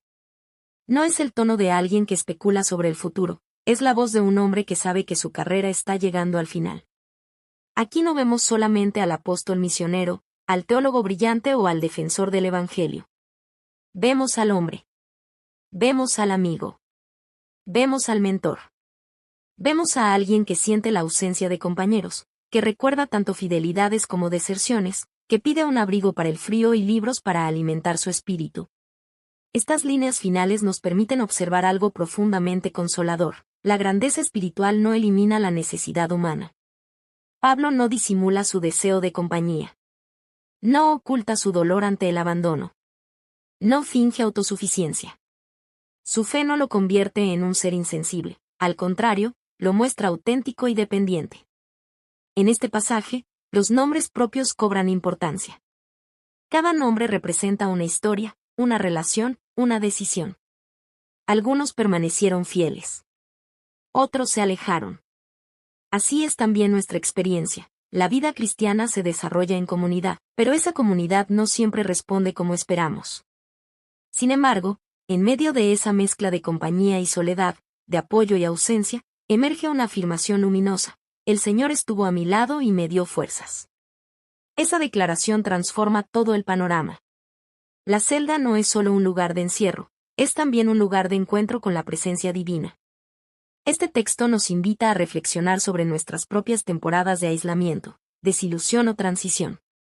Nos recuerda que incluso cuando el círculo se reduce, cuando las voces se apagan y cuando el apoyo visible disminuye, la presencia de Dios no se retira.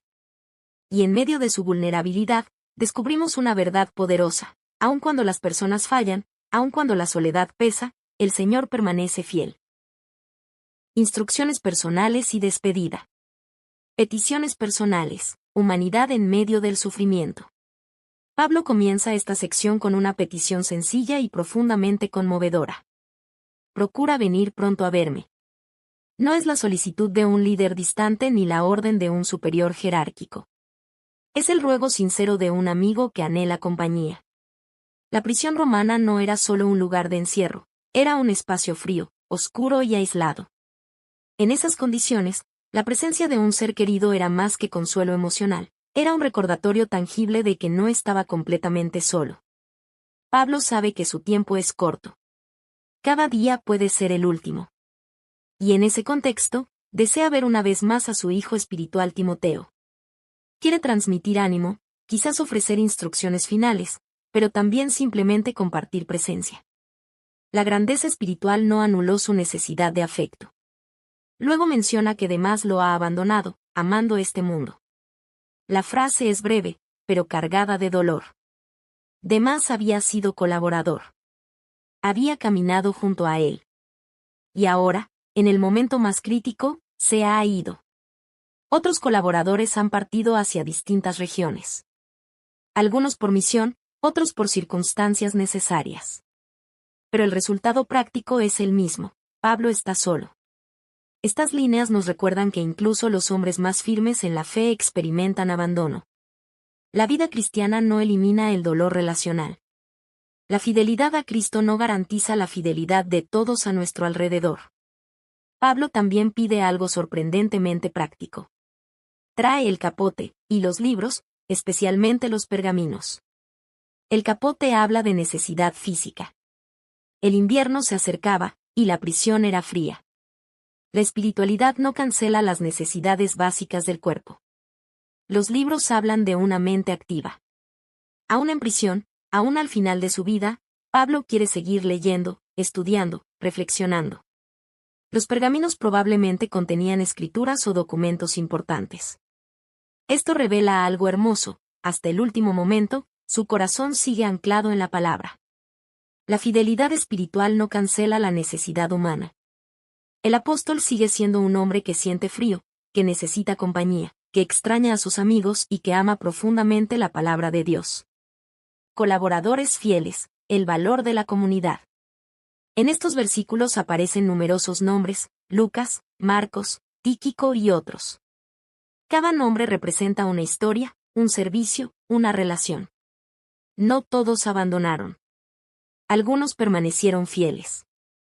Pablo menciona con aprecio a Lucas, quien está con él. En medio de la partida de muchos, uno se quedó. A veces, la fidelidad de una sola persona es suficiente para sostener el ánimo en tiempos difíciles. También pide que Marcos venga, porque me es útil para el ministerio. Esta declaración está cargada de significado. Años atrás, Marcos había abandonado una misión, provocando una fuerte diferencia entre Pablo y Bernabé. Sin embargo, ahora, al final de su vida, Pablo reconoce su restauración. La relación fue sanada. El joven que falló se convirtió en un siervo útil. la gracia ha hecho su obra. El fracaso no fue el final de la historia. Estos nombres nos enseñan que el ministerio nunca es un esfuerzo solitario. Incluso el apóstol de los gentiles necesitó compañeros. El evangelio avanza a través de relaciones, colaboración y apoyo mutuo. Aunque algunos se fueron, Dios proveyó otros. Aunque hubo deserción, también hubo lealtad. Aunque existió dolor, también hubo restauración. La fidelidad de unos compensó la partida de otros. Abandono humano y fidelidad divina. Uno de los momentos más impactantes del pasaje ocurre cuando Pablo recuerda su primera defensa ante las autoridades. En mi primera defensa ninguno estuvo a mi lado, sino que todos me desampararon. Es una frase dura. Nadie estuvo allí. Nadie levantó su voz a favor suyo. Humanamente hablando, fue abandonado en el momento en que más necesitaba apoyo. Podríamos imaginar la escena, un tribunal hostil, acusaciones formales, miradas silenciosas, ausencia de aliados visibles. El silencio de sus amigos debió doler profundamente. Pero inmediatamente añade: pero el Señor estuvo a mi lado y me dio fuerzas. Ahí está el corazón del pasaje. Cuando todos se fueron, el Señor permaneció. Cuando el apoyo humano faltó, la presencia divina fue suficiente. Cuando la justicia terrenal fue incierta, la fidelidad celestial fue segura. El Señor no solo estuvo cerca emocionalmente, lo fortaleció activamente. Le dio valentía para hablar. Le dio firmeza para proclamar el mensaje. Le dio claridad en medio de la presión. Y Pablo añade algo extraordinario. No les sea tomado en cuenta. No guarda resentimiento. No exige compensación. Su corazón no está lleno de amargura, sino de gracia. El mismo evangelio que predicó transformó su manera de responder al abandono. La presencia de Dios no siempre elimina la prueba, pero sí sostiene en medio de ella. No siempre cambia la circunstancia, pero sí fortalece el interior. Confianza hasta el final. Pablo concluye con una declaración de absoluta confianza. Y el Señor me librará de toda obra mala y me preservará para su reino celestial. No significa que espera escapar de la muerte. Él ya ha dicho que su partida está cercana. La liberación que anticipa no es necesariamente física, es espiritual y eterna. Confía en que nada podrá frustrar el propósito eterno de Dios en su vida. Ninguna acusación, ningún emperador, ninguna sentencia puede alterar su destino final. Su cuerpo puede ser ejecutado, pero su herencia está asegurada. Su libertad terrenal puede estar restringida, pero su ciudadanía celestial está intacta. Su seguridad no está en Roma, sino en el reino celestial. Finalmente, cierra con saludos personales y una bendición. El Señor Jesucristo esté con tu espíritu. La gracia sea con vosotros. Hasta el último momento, piensa en otros. Hasta el borde de la muerte, bendice. Hasta el final, su corazón pastoral permanece activo. Enseñanza clave. Aún en la soledad, Dios permanece fiel. Las relaciones humanas son valiosas, pero no infalibles. Las personas pueden fallar, pero el Señor no abandona. El apoyo humano puede fluctuar, pero la presencia de Dios es constante. Este pasaje nos enseña que la vulnerabilidad no contradice la fe. La necesidad emocional no es señal de debilidad espiritual. La soledad no significa abandono divino. La fidelidad de Dios es mayor que la inconstancia humana. Cuando el camino se vuelve estrecho y las voces se reducen, la voz del Señor permanece. Y cuando todo apoyo visible desaparece, descubrimos que la presencia invisible de Dios siempre fue suficiente. Conclusión. Las últimas líneas de esta carta nos muestran que la grandeza espiritual no elimina la humanidad. Pablo sintió frío. Sintió ausencia. Sintió necesidad de compañía. No ocultó su vulnerabilidad ni pretendió autosuficiencia. Su fe no lo convirtió en alguien insensible, sino en alguien auténtico. Pero también experimentó la cercanía del Señor de manera profunda y personal. En la celda oscura hubo luz. En el silencio humano hubo compañía divina. En la fragilidad física hubo fortaleza espiritual. El mensaje final no es de derrota, sino de confianza. No es de aislamiento desesperado, sino de comunión divina. No es el cierre amargo de una vida frustrada, sino el descanso sereno de alguien que sabe en quién ha creído. Pablo nos enseña que la fidelidad de Dios no depende de las circunstancias externas. Puede haber cadenas en las manos, pero libertad en el alma. Puede haber abandono humano, pero presencia celestial constante. Tal vez todos no estarán a nuestro lado en cada etapa de la vida. Tal vez experimentemos momentos de abandono, incomprensión o silencio. Tal vez las expectativas no siempre se cumplan y las relaciones no siempre permanezcan. Pero el Señor permanece. Cuando otros se alejan, Él se acerca. Cuando las fuerzas disminuyen, Él fortalece. Cuando el mundo cierra puertas, Él abre el reino eterno. Cuando las voces humanas callan, su voz sostiene el corazón. La historia de Pablo nos invita a redefinir lo que significa estar solos. Soledad no es ausencia de personas, es ausencia de propósito. Y quien camina con Dios nunca camina sin propósito, aun cuando camine sin compañía visible. Podemos enfrentar temporadas de transición, pérdidas o despedidas con la misma serenidad que Él expresó. No porque seamos fuertes en nosotros mismos, sino porque el Señor está a nuestro lado. Que podamos vivir con la misma certeza. Que podamos descansar en la misma fidelidad. Que podamos enfrentar cualquier temporada, acompañados o solos, con la convicción profunda de que el Señor está con nosotros. Y cuando lleguen nuestros propios momentos finales, que podamos mirar atrás y ver la huella constante de su presencia. Que podamos reconocer que nunca estuvimos realmente solos. Porque al final, no es la cantidad de personas a nuestro alrededor lo que define nuestra seguridad, sino la fidelidad inquebrantable de Dios. Y al final, la presencia de Dios es suficiente.